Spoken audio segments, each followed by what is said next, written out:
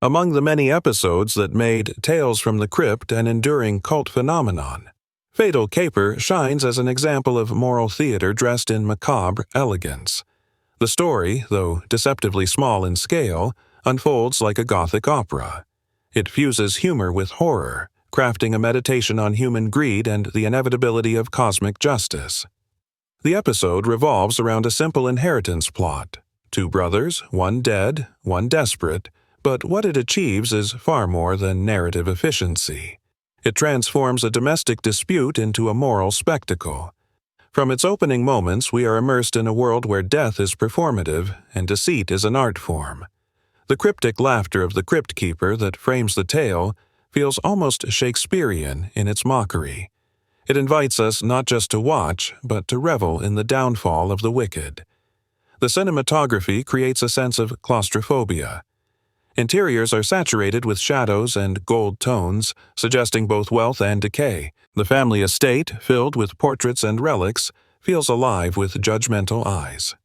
As the camera glides through its corridors, one senses that the house itself is complicit, a silent witness to generations of sin. The father's will serves as both catalyst and curse, a written ghost that continues to manipulate the living. The narrative structure is symmetrical, mirroring the brothers' rivalry. One is more cunning, the other more impulsive, yet both are driven by the same hunger. The story's irony lies in their indistinguishability. Each becomes a distorted reflection of the other. When they scheme, betray, and ultimately confront death, it feels less like a surprise and more like destiny playing out its final movement. There's a particularly striking moment when one brother gazes upon the body of the deceased and mutters something between grief and calculation. It's a masterful piece of acting, a flicker of humanity quickly swallowed by greed. The director accentuates this with a lingering close-up, turning emotion into grotesquerie. This is what Fatal Caper does best. It forces us to confront the ugliness of desire through the lens of horror. The dead brother, though silent, dominates the story like an unseen puppeteer. Even in his absence, he dictates the rhythm of vengeance. His return, whether literal or symbolic, is not just revenge, but a restoration of balance. The show's hallmark irony ensures that poetic justice always arrives with theatrical flair. The ending is both predictable and deeply satisfying. The brothers, having desecrated the moral order, find themselves consumed by it. Their downfall is staged not as tragedy but as farce, underscoring the absurdity of human greed. This tonal duality is what sets Fatal Caper apart. It invites laughter and revulsion in equal measure.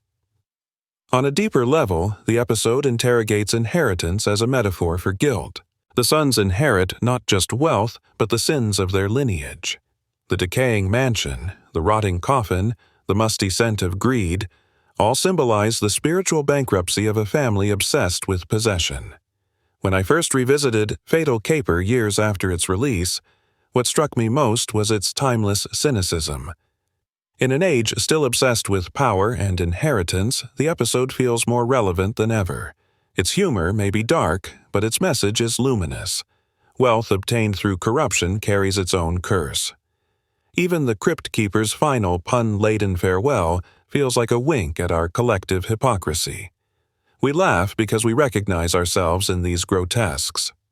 Fatal Caper is not simply an episode of horror television. It is a miniature morality play in which death becomes the great equalizer. Its craftsmanship lies in its restraint. The scares are subtle, the irony sharp, the laughter uneasy. Each rewatch reveals new layers of psychological detail, from the set design's decaying opulence to the actors' micro-expressions of panic. It's the kind of story that lingers, not because it terrifies, but because it exposes. In the end, Fatal Caper remains a masterclass in tonal balance, a perfect blend of camp and critique. It reminds us that horror is most potent when it disguises itself as humor, and that the deadliest capers are the ones we play with our own souls.